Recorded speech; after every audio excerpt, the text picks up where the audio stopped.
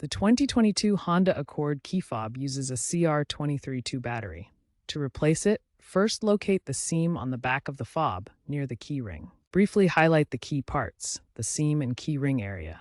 Use a small flathead screwdriver or plastic pry tool to gently separate the two halves. Avoid forcing it to prevent damage.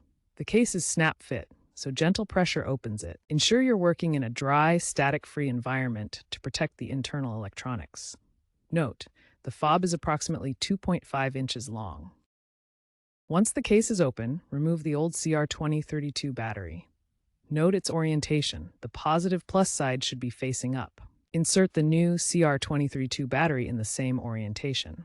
Ensure the battery sits firmly in place. Next, snap the two halves of the key fob case back together, ensuring a tight and secure fit. Test the fob by pressing the lock-unlock buttons to verify functionality.